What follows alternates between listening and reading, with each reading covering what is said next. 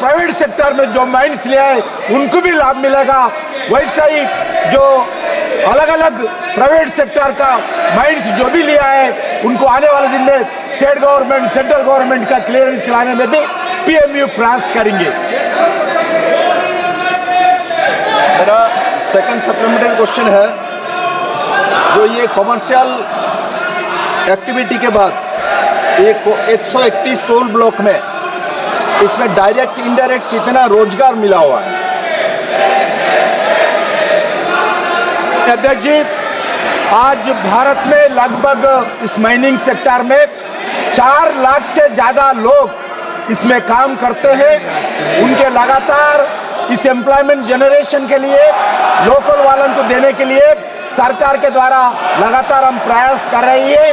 वो private sector का mines हो, स्टेट गवर्नमेंट से माइंस हो, गवर्नमेंट ऑफ इंडिया का पीएमसी माइंस हो, 4 लाख से ज़्यादा इस सेक्टर में आज कोल सेक्टर में लोग रोजगार मिल रही है। श्री विप्लव कुमार देव जी, नॉन श्री कृपानाथ मल्ला।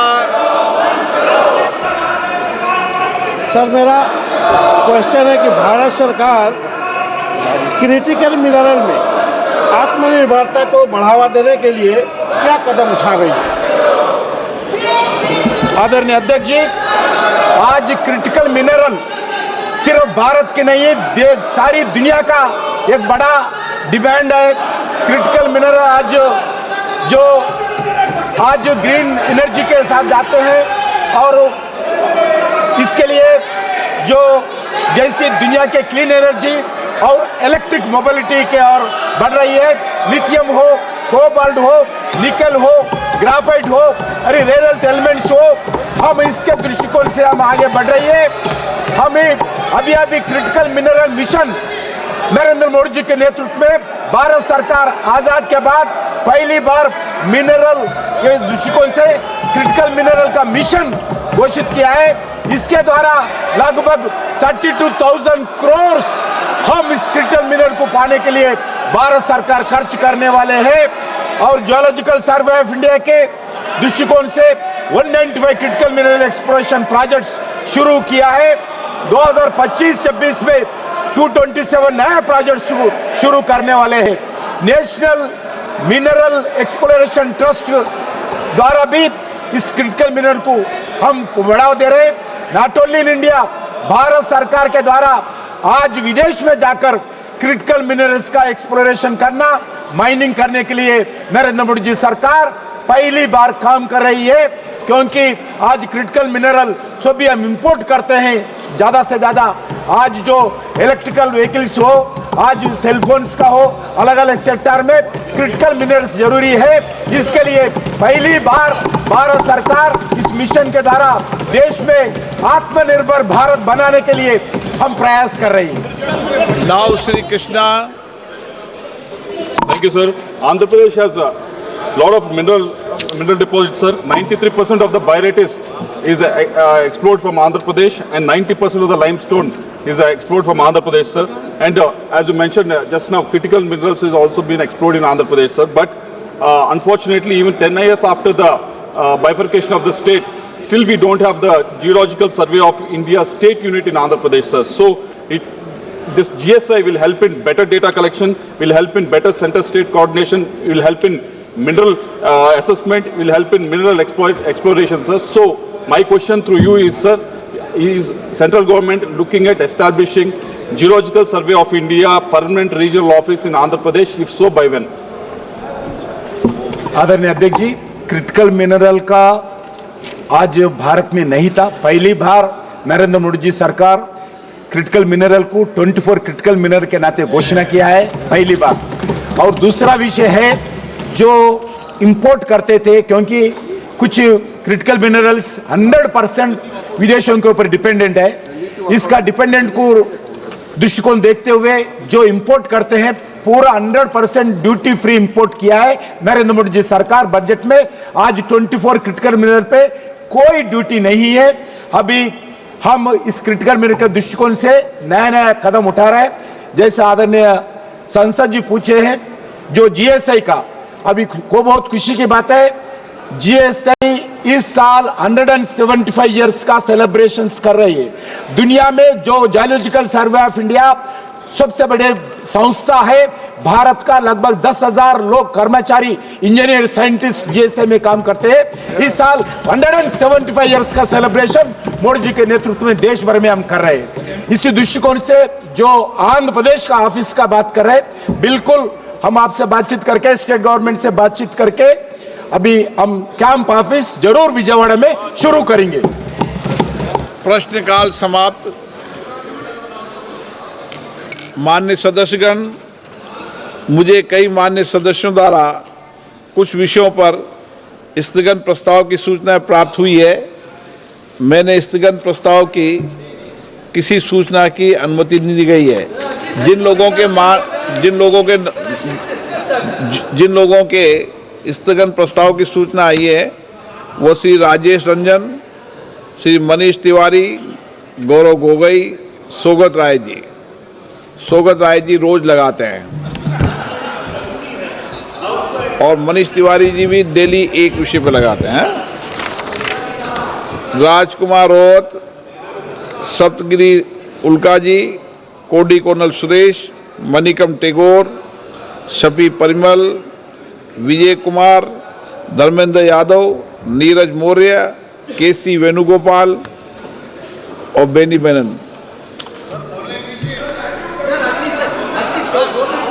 माननीय सदस्यगण,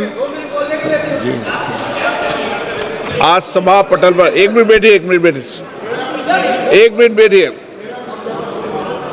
आज सभा पटल पर पेपर रखे जाने के पश्चात जिन सदस्यों का आज शून्यकाल की लिस्ट में नाम आया है उनको मौका दिया जाएगा और तेल क्षेत्र विधेयक की समाप्ति के पश्चात जो माननीय सदस्य अनुमानित 4 बजे के बाद शून्यकाल पर अपना विषय रखना चाहते हैं वो 3 बजे तक सारा विषय लिखकर टेबल ऑफिस में दे दें।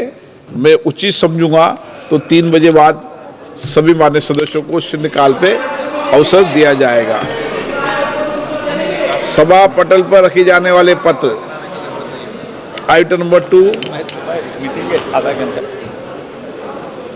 नाम पढ़ दिए। डॉक्टर जितेंद्र सिंह। अध्यक्ष महोदय, आपकी अनुमति से मैं आज की संशोधित कार्यवली की क्रम संख्या 2 पर मेरे नाम के आगे सूचीबद्ध कागजात सभा पटल पर रखता हूं। धन्यवाद अध्यक्ष महोदय।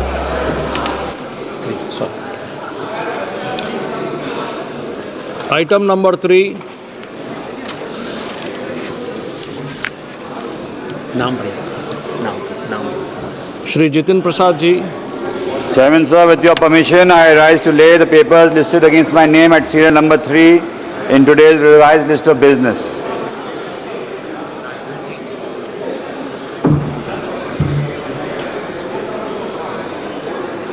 अभी क्या item? P Chandrashekhar. Item number 4, doctor Pemmasani Chandrashekhar ji. Sir, with your kind permission, I rise to lay on the table of the House the papers mentioned against my name at serial number 4 in today's revised list of business. Thank you. Item number 5, माननीय Shri BL Verma जी। आदरणीय अध्यक्ष महोदय, मैं आपकी अनुमति से आज की लोकसभा की संशोधित कार्य सूची में क्रम संख्या 5 पर अपने नाम के सम्मुख अंकित प्रपत्र सभा पटल पर रखता हूँ। आइटम नंबर 6, माननीय श्री सतीश चंद्र दुबे जी। सभापति महोदय, मैं आपकी अनुमति से मैं आज की संशोधित कार्यसूची मेरे नाम के सामने क्रम संख्या 6 पर उल्लेखित कागजातों को सभा पटल पर रखता हूँ। आइटम नंबर 7, माननीय Shri George Kurian ji. Speaker sir, with your permission, I rise to lay the papers on the table of the House as mentioned against my name at serial number 7 in the revised list of business for today. Item number 8, माननीय Shri बिलबाव Kumar Dubey ji, Dev ji. Mike. Sir, I rise to lay on the table the minutes Hindi and English version of the first sitting of the Committee on Absence of Member from the sitting of the House as listed against my name at serial number 8 in today's order paper. Thank you. Item number 9, Shri Charanjit Singh Channi ji. This side. Sir, I rise to present a copy each of 7th, 8th and 9th reports, English and Hindi version of the Standing Committee on Agriculture, Animal Husbandry and Food Processing 2024-25 as listed against my name at serial number 9 in today's list of business. Thank you. Item number 10, Manini Shri Srirang Appa Barne. महोदय, मैं आज की पुनर्स्थित कार्यसूची में मेरे नाम के समक्ष यथा सूचीबद्ध ऊर्जा संबंधी स्थायी समिति के 3 प्रतिवेदन हिंदी और अंग्रेजी संस्करण की एक प्रति प्रस्तुत करता हूँ. Item number 11, Manini Shrimati Kanimozhi ji. Kanimozhi ji. Supriya. Thank you, sir. I present the 7th and 8th reports, Hindi and English versions of the Standing Committee on Consumer Affairs, Food and Public Distribution as listed against my name in today's list of business. Thank you. Item number 10, Manini Shri Magunta Srinivasal Reddy ji. Thank you very much, Chairman sir. I rise to present the 3rd report on demands for grants 2025-26 of the Ministry of Housing and Urban Affairs, Hindi and English versions of the Standing Committee on Housing and Urban Affairs listed against my name in today's list of business, sir. Thank you. Item number 13, Manini Shri Saptagiri Shankar Ulaka. Yes, sir. This side. Sir, I rise to present the 5th, 6th and 7th reports, Hindi and English versions of the Standing Committee on Rural Development and Panchayati Raj as listed against my name in today's list of business. Item number 14, Manini Shri Anurag Singh Thakur ji. Thank you, sir. I rise to present the 4th report, Hindi and English versions of the Standing Committee on Coal, Mines and Steel as listed against my name in today's list of business. Item number 15, Dr. Rajesh Mishra ji. आदरणीय सभापति महोदय, आपकी अनुमति से मैं स्वास्थ्य और परिवार कल्याण संबंधी अस्थायी समिति की 163वीं, 164वीं और 165वीं रिपोर्टों की एक प्रति अंग्रेजी और हिंदी में सभा पटल पर रखने के लिए खड़ा हूं, जो आज की कार्यसूची में मेरे नाम के सामने क्रम संख्या 15 पर सूचीबद्ध है. ये हो गया.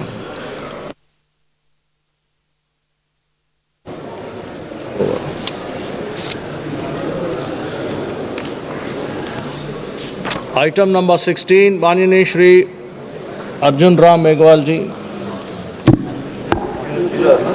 Honorable Chairperson, sir, with your permission, I rise to announce the government business during the week commencing Monday, the 17th of March 2025 will consist of number 1, consideration of any item of government business carried over from today's order paper. It contains consideration and passing of the Oil Field Regulation Development Amendment Bill 2024 as passed by Rajya Sabha, consideration and passing of the carriage of the goods by Sea Bill 2024 and consideration and passing of the Tribhuvan Sehkari University Bill 2025. Second, discussion and voting on demand for grants for the year 2025-26 of the Ministry of Railway. Third, the discussion and voting on demand for grants for the year 2025-26 of the Ministry of Agriculture and Farmers Welfare. Fourth, discussion and voting on demand for grants for the year 2025 of the Ministry of Jal Shakti. Fifth, bulleting of outstanding demand for grants in respect of Union Budget for the year 2025-26. Sixth, consideration and passing of the Finance Bill 2025. Thank you. Item number 17, Mananiya Shri P P Chaudhary जी।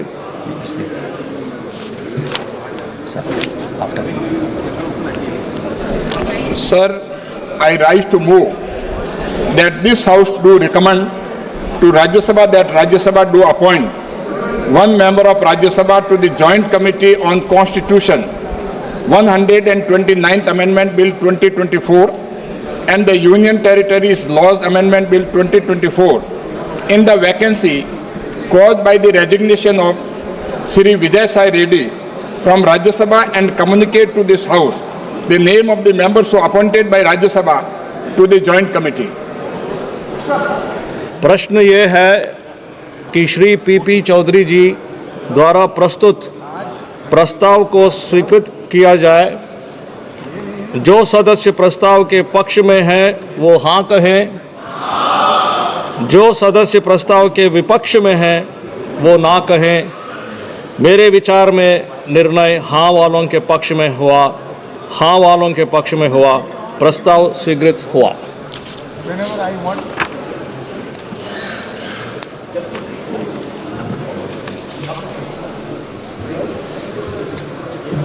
माननीय सदस्यगण, अभी हम शून्यकाल शुरू करेंगे।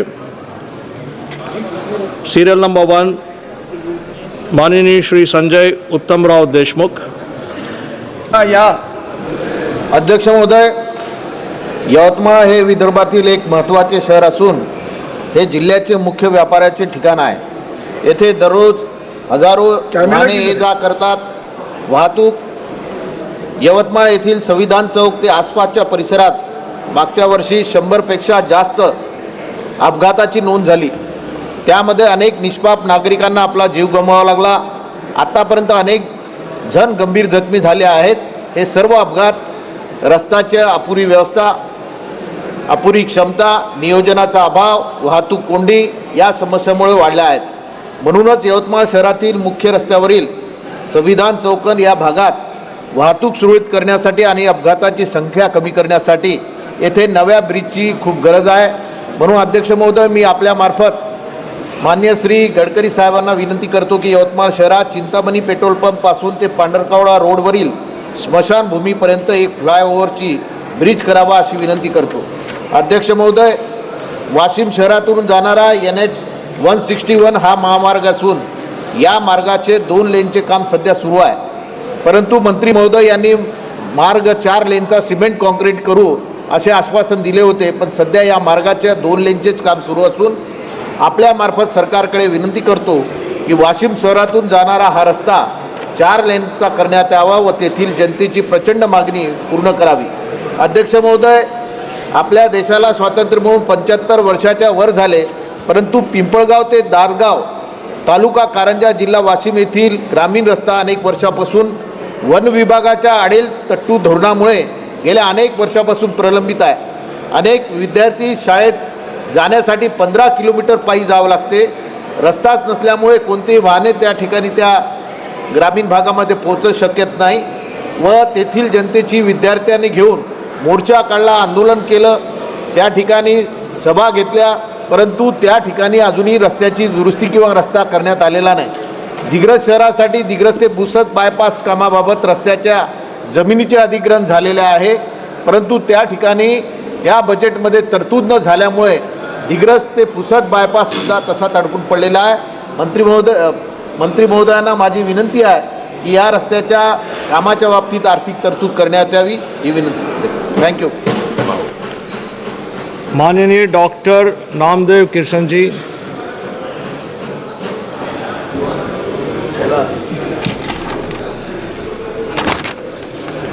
Thank you, sir, for giving me this an opportunity. Sir, paddy purchasing in MSP. So this guaranteed rate, at guaranteed rate, the centers, those who are purchasing the paddy and storing in their godowns, वो तो क्या होता है कि 6-6 महीना और उसके ऊपर भी वो राइस मिलिंग के लिए वो धान उठाया नहीं जाता, इसलिए वो स्टोरेज ज़्यादा दिन रहने से उसमें लॉसेस आते हैं, उसमें घट होती है। तो घट पहले सेंट्रल गवर्नमेंट से 1 किलो की मिलती थी 1 क्विंटल के लिए, अभी वो आधा किलो कर दिया है। इसलिए अभी वो जो सेंटर है, परचेसिंग सेंटर, ये लोग, ये सोसाइटीज, ये लोग अभी किसानों से 1 से 2 किलो तक प्रति क्विंटल ये फ्री में धान लेते हैं घट के नाम पर। तो किसान बड़े मुश्किल से धान उगाता है, उसे जो बिजली मिलनी चाहिए 24 घंटा मिलती नहीं, ये बिजली उसको मिलती है 8 या 12 घंटा, वो भी रात को मिलती है। हमारे संसदीय क्षेत्र में गढ़चिरौली चिमूर में शेरों का और जंगली हाथियों का वहाँ बहुत प्रकोप है और आए दिन किसी को न किसी को, किसी के न किसी की जान वो लेते रहते हैं। इसलिए रात को किसान खेत में जाने से डरते हैं, तो दिन में बिजली मिलती नहीं, बड़े मुश्किल से पकाते हैं और वो भी जब सेंटर पे लेके जाते हैं बेचने के लिए तो उनसे 1 या 2 किलो फ्री में ले लिया जाता है धान प्रति क्विंटल घट के नाम पर। तो केंद्र सरकार ये घट जो 1 किलो थी वो आधा किलो कर दिया है, इसमें बढ़ोतरी कर से कम 4 किलो प्रति क्विंटल देनी चाहिए। और जो लोडिंग अपलोडिंग की हमाली होती है ये हर एक स्टेट में अलग अलग है। अभी मध्य प्रदेश में 16 रुपया है, पंजाब में 17 रुपया है, आसाम में 24 रुपया है और महाराष्ट्र में सिर्फ 10 रुपया 75 पैसा इतना ही प्रति क्विंटल इतनी ही हमाली दी जाती है। तो ये एक रेट एक जैसे हो, जिस तरह आसाम में 24 रुपया दिया जाता है प्रति क्विंटल, उसी तरह महाराष्ट्र में भी प्रति क्विंटल 24 रुपया देना चाहिए। किसानों को पूरे 24 घंटा बिजली मिलनी चाहिए और जो भी सोलार का कंपल्सन उनको है, धान के लिए सोलार नहीं चलता तो उन्हें ये जो कनेक्शन उनके इलेक्ट्रिसिटी देना चाहिए। धन्यवाद। डॉक्टर आलोक कुमार सुमन जी। धन्यवाद सभापति महोदय। मेरे अतारांकित प्रश्न संख्या 494 दिनांक 5/2/2020 को दिए गए जवाब के अनुसार गोपालगंज जिले में पूर्णतः या आंशिक रूप से पड़ने वाली हथुआ भटनी रेल लाइन परियोजना जो 79.64 किलोमीटर चालू है, परियोजना की नवीनतम प्रत्याशित लागत 770.08 करोड़ रुपए है। मार्च 2019 तक 277.13 करोड़ रुपए खर्च किए जा चुके हैं। शेष 48.64 किलोमीटर पर कार्य भूमि जो बिहार के गोपालगंज जिले में 36 किलोमीटर और उत्तर प्रदेश के देवरिया जिले में 12.64 किलोमीटर पड़ता है, उपलब्ध न होने के कारण रोक दिया गया है। महोदय, बिहार राज्य में पंचदेवरी भोरे जो 36 किलोमीटर खंड में है 333 एकड़ और उत्तर प्रदेश के देवरिया में 101.13 एकड़ भूमि के लिए अधिग्रहण संबंधी प्रक्रिया शुरू कर दी गई है, ऐसा जवाब दिया गया था। लेकिन महोदय, रूल 377 2024 W1/NER 377/05 के उत्तर में फिर यह बताया गया कि भूमि अधिग्रहण में विलंब के कारण परियोजना के शेष खंड पंचदेवरी भटनी जो 49 किलोमीटर है को बंद करने का निर्णय लिया गया है। अतः महोदय, मैं आपके माध्यम से माननीय रेल मंत्री जी से निवेदन करता हूं कि पंचदेवरी रेल लाइन को यथाशीघ्र शुरू किया जाए और आर्थिक स्वीकृति देकर जमीन अधिग्रहण करने की काम शुरू की जाए। ये मैं आपसे आपके माध्यम से निवेदन करता हूँ। धन्यवाद। माननीय Shri DM Khadir Anand. Vanakkam, Chairman Sir. The Delimitation Act 2002 had frees the total number of constituencies in both Parliament and the state assemblies and to maintain the status quo till 2026.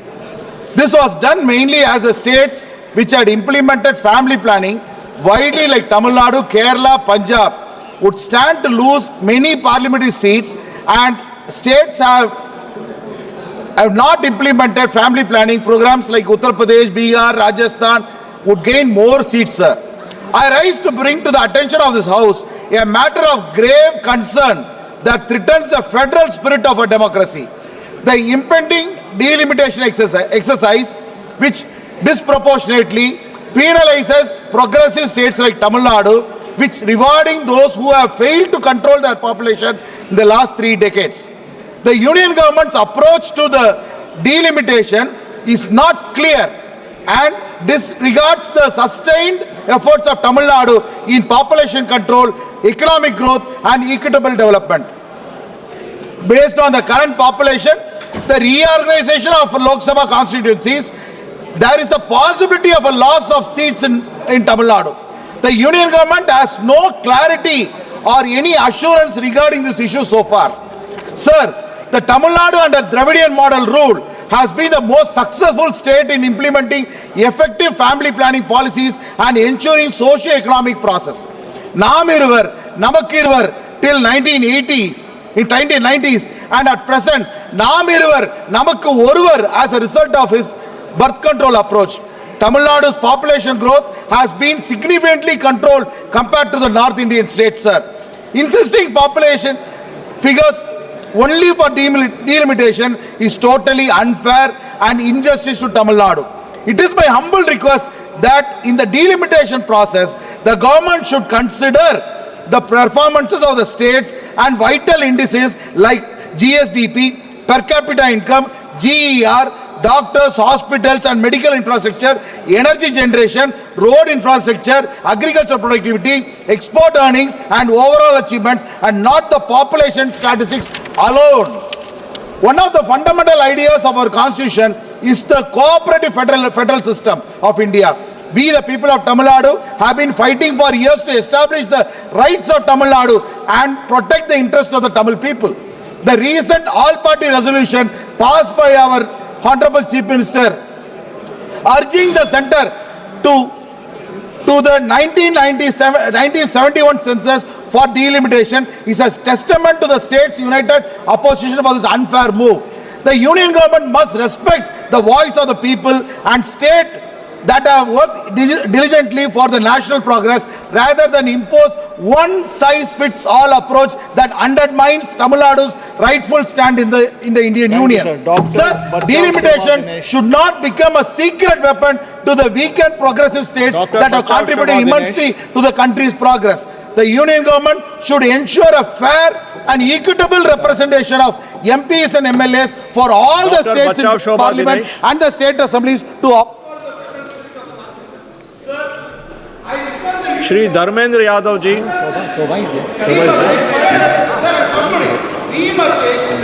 Doctor Bachcha शोभा.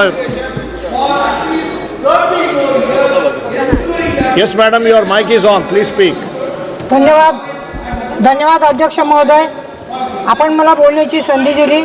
मी आज माझ्या संसदीय क्षेत्र धुळे येथील जल संकटाच्या गंभीर समस्येकडे लक्ष वेधण्यासाठी उभे आहे. केंद्र शासनाने जल जीवन मिशन ने प्रत्येक घरापर्यंत पिण्याचे पाणी पोहोचवण्याचं वचन दिलं होतं. हर घर नल हर घर जल. पण दुर्दैवाने हे मिशन आज केवळ एक अपूर्ण स्वप्न बनले आहे. सरकार अभिमानाने दावा करते की संपूर्ण देशामध्ये 78% घरांना, त्याचप्रमाणे महाराष्ट्रातील 87% घरांना आणि माझ्या धुळे क्षेत्रातील 99% घरांना जलजोडणी उपलब्ध करून देण्यात आले आहे. परंतु माझ्या क्षेत्रातील लाखो लोकांसाठी ही वास्तव स्थिती खूप दूर आहे. सत्य हे आहे की धुळे ग्रामीण आणि शिंदखेडा ग्रामीण भागांमध्ये केवळ 8 ते 12 दिवसातून एकदा किंवा दोनदा पाणी येतं आणि त्याचप्रमाणे बागलाण व मालेगाव भागात आठवड्यातून फक्त 2 वेळा पाणी पुरवठा केला जातो. त्याचप्रमाणे झोडगे येथे 15 दिवसातून 1 वेळा आणि आदिवासी भागामध्ये डांग, साल्हेर, मुल्हेर, वाठोडा, वागंबा भागात पाईपलाईन टाकल्या आहेत, परंतु पाण्याचा सोर्स नसल्यामुळे नळांना पाणी नाही. ही खूप गंभीर परिस्थिती आहे. पाईपलाईन आहे तर टाकी नाही आणि टाकी आहे तर पाण्याचा सोर्स नाही. त्याच्यामुळे थेंबर देखील पाणी त्या ठिकाणी येत नाही.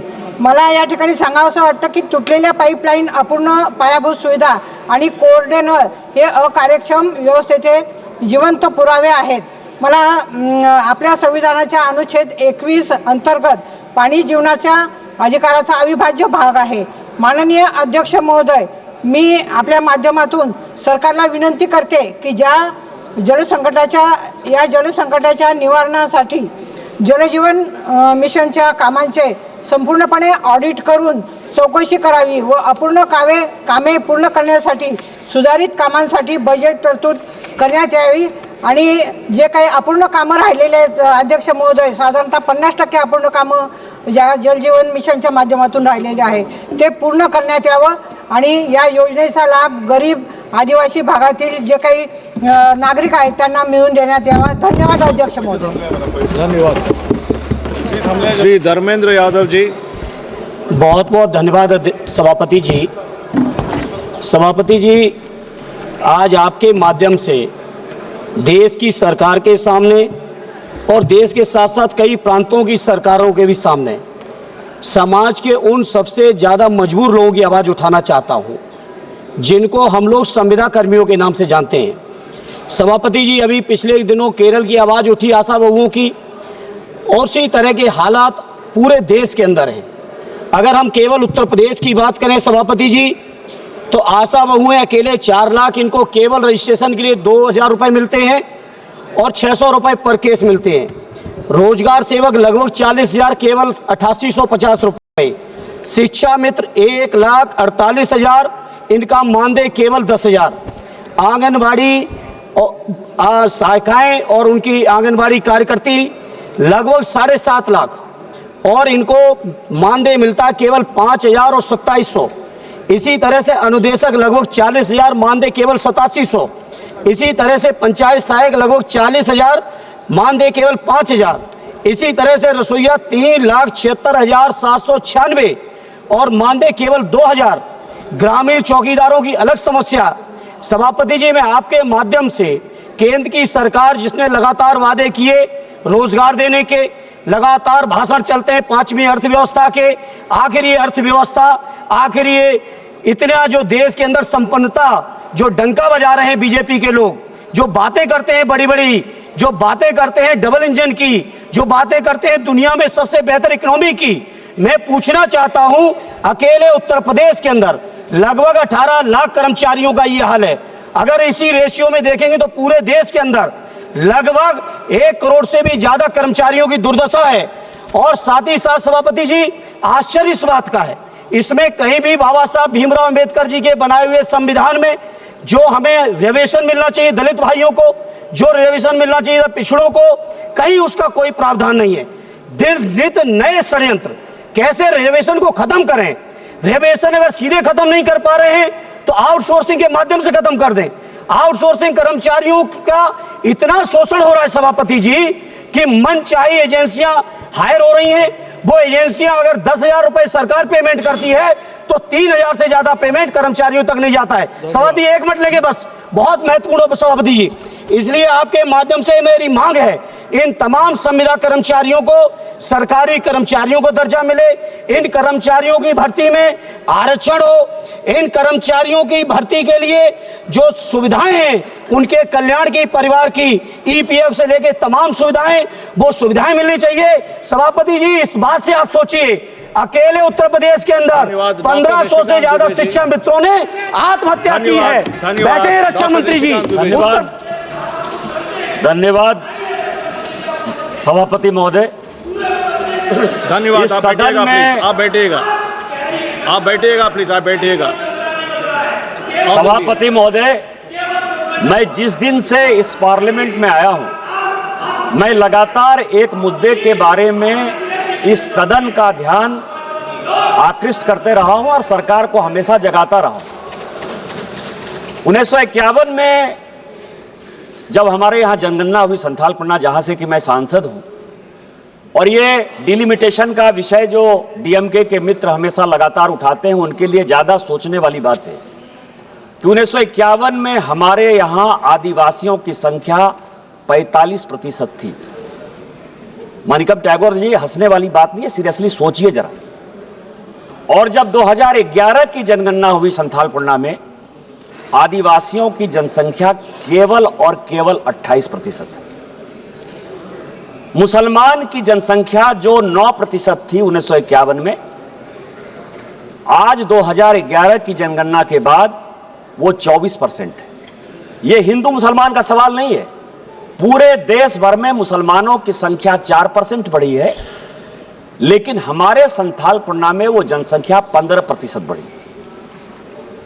और वो सभी के सभी बांग्लादेशी घुसपैठिए हैं जो बंगाल के रास्ते मालदा, मुर्शिदाबाद, कालियाचक से लेकर किशनगंज, अररिया, उसके बाद पाकुड़, साहबगंज, गोड्डा, देवघर, दुमका, जामताड़ा, पूरा का पूरा ये फैलाव हो गया है।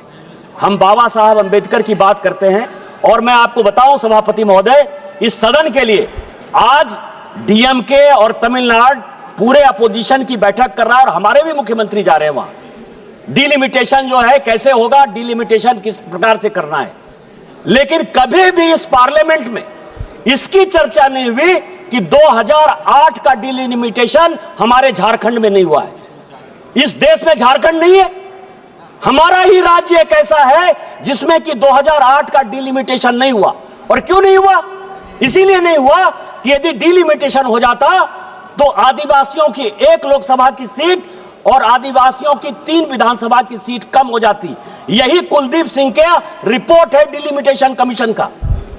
आपने जो है 2008 में और 1971 का जिस डिलिमिटेशन कमीशन की बात कर रहे हो, मैं एक्ट लेकर आया हूं। कांग्रेस ने कहा कि पॉपुलेशन के आधार पर डिलिमिटेशन होगा। 1973 में जो डिलिमिटेशन हुआ उसमें उत्तर प्रदेश में भी 1 सीट नहीं बढ़ा है। पॉपुलेशन की बात मत करिएगा। और तमिलनाडु में भी नहीं बढ़ा है। बढ़ा कहां? जो कांग्रेस शासित राज्य थे, चाहे मध्य प्रदेश था, चाहे महाराष्ट्र था, चाहे राजस्थान था। आज जो हम इस सिचुएशन में आए हैं जहां बांग्लादेशी घुसपैठियों के कारण आदिवासियों का सीट घटेगा, आप कर लो डिलिमिटेशन, बीजेपी कर ले डिलिमिटेशन। 2008 का डिलिमिटेशन नहीं हुआ। आज हमारी आदिवासी लड़कियों को जबरदस्ती बांग्लादेशी घुसपैठिए शादी कर रहे हैं, उनके जमीन पर कब्जा कर रहे हैं। पूरा साइबर क्राइम का सबसे बड़ा सेंटर जामताड़ा और संथालपना हमारा है।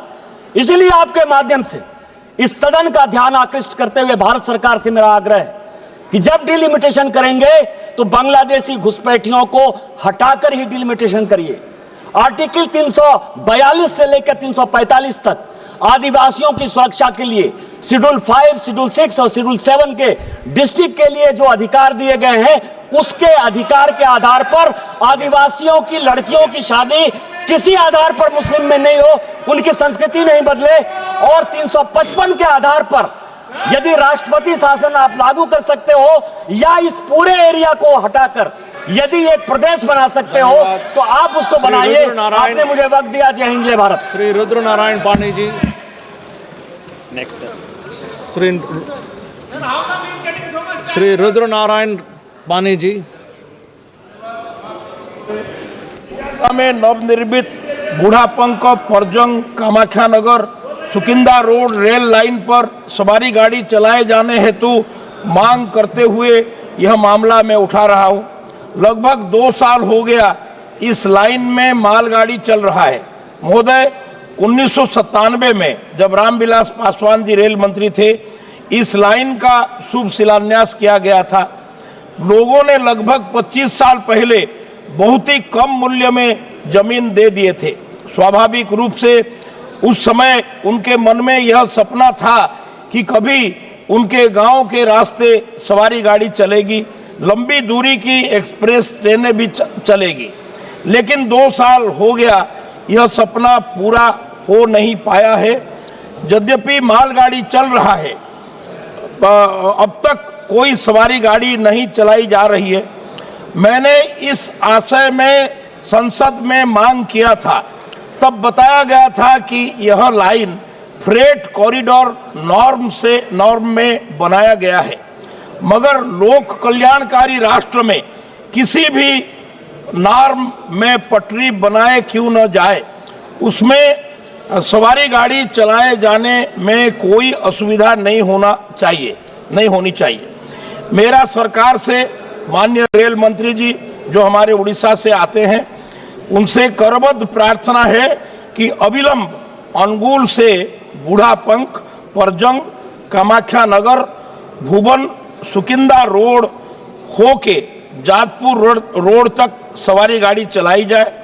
आगे हावड़ा तक भी एक्सप्रेस ट्रेन एवं सुकिंदा से साउथ में जाके पूरी तक की भी सवारी गाड़ी चलाई जाए, ऐसा मेरा प्रार्थना है। धन्यवाद। माननीय श्री वीरेंद्र सिंह। धन्यवाद अध्यक्ष महोदय। कि आपने अपने क्षेत्र के महत्वपूर्ण मुद्दे को उठाने का अवसर दिया।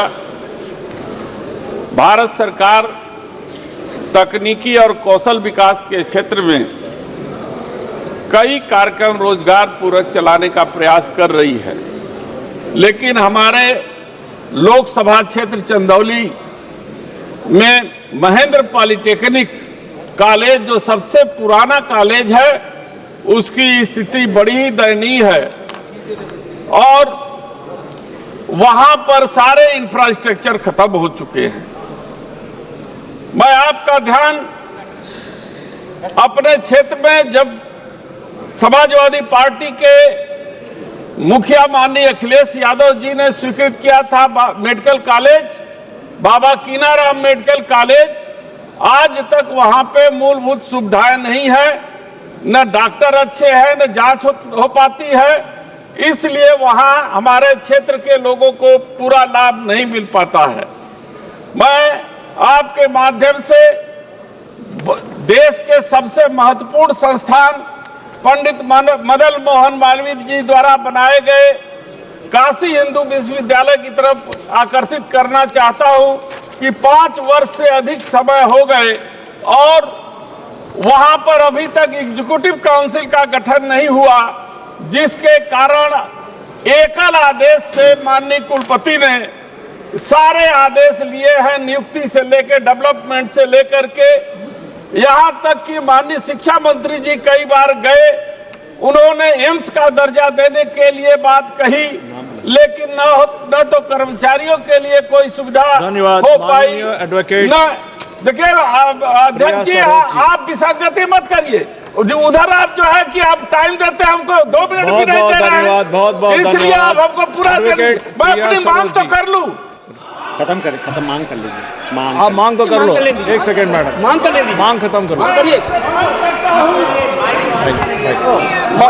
आपका माइक ऑन है, मांग खत्म कर लीजिए। मैं आपसे मांग करता हूं कि बनारस हिंदू विश्वविद्यालय के एकल आदेश के आधार पर जो भी अनियमितताएं हुई है उसकी संसदीय समिति से जांच कराई जाए और बाबा कीनाराम में व्यवस्था जो है मेडिकल कॉलेज में किया जाए, तथा महेंद्र पॉलिटेक्निक जो हमारे बहुत ही पुराना प्रेस्टिजियस चंदौली का कॉलेज है, वहां उसको रिहेबिलिटेट किया जाए अमृत योजना के तहत। मैं यही अपनी मांग करते हुए अपनी बात समाप्त करता हूं। धन्यवाद। Advocate Priya Saroj ji.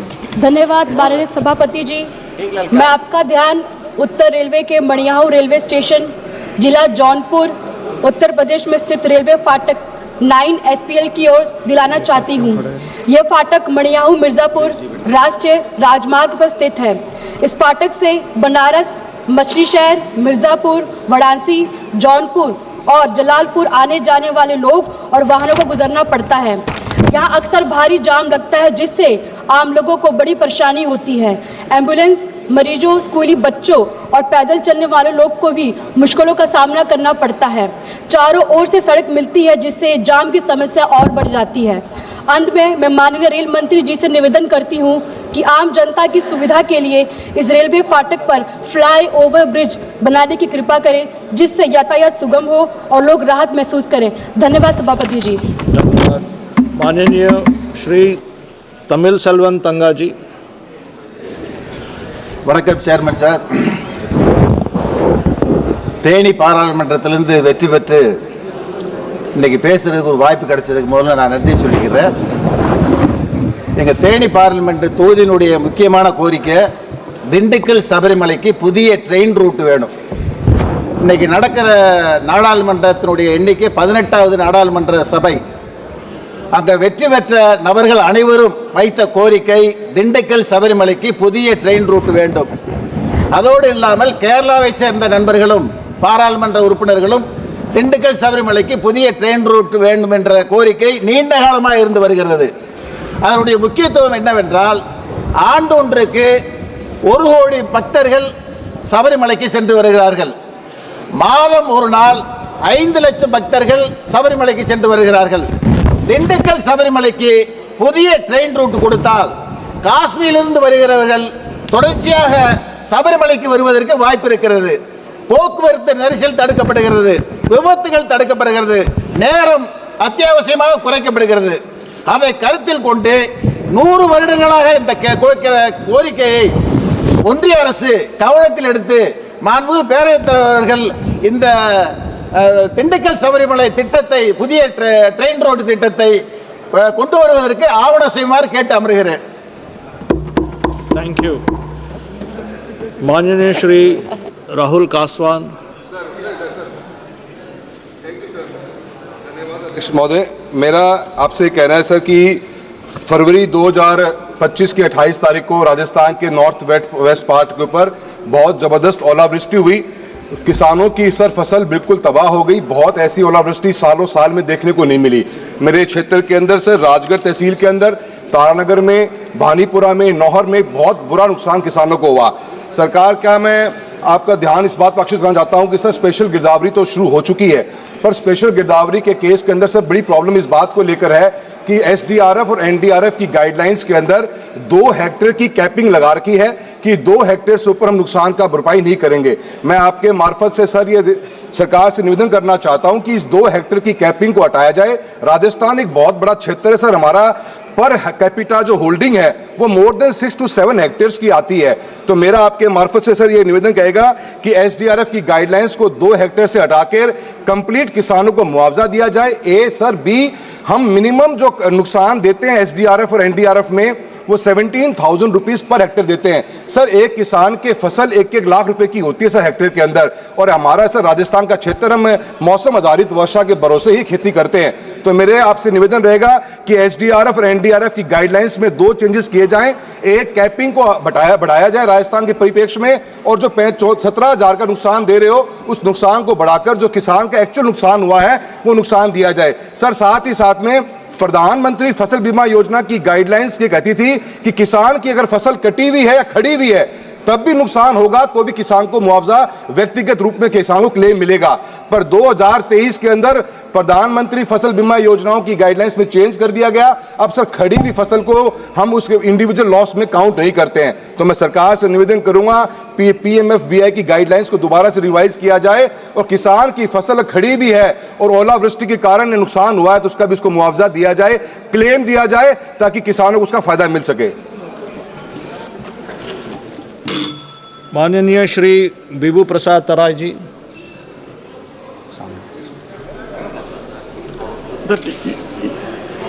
Sir, India is a tourism sector rich in heritage, culture and diversity.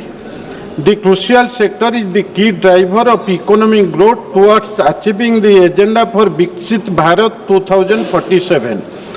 Recognize the potential of tourism sector for employment-led development.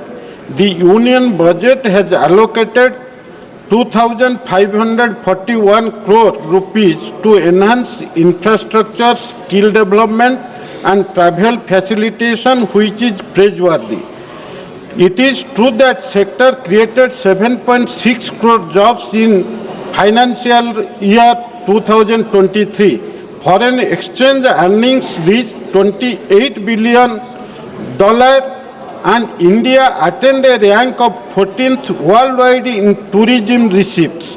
The breakthrough initiative of the government to include developing 50 top tourist destinations in partnership with states through a challenge mode, ensuring world-class facilities and connectivity will certainly elevate tourism infrastructure, improve ease of travel and strengthen connectivity to key sites. In this context, I want to highlight one place in my MP segment, Konark. Konark, once upon a time, it was one of the 7 wonders of the world. On the other hand, there are beautiful sea beaches like Chandrabhaga, Ostarong, and ASI Museum is here also. Here is one famous sun temple and a renowned UNESCO World Heritage Site. This sun temple is famous for its impressive and architectural design and intricate stone carvings. It is just 35 kilometers away from Puri, the famous place of the country for Jagannath temple, one of the 4 dhams of the country.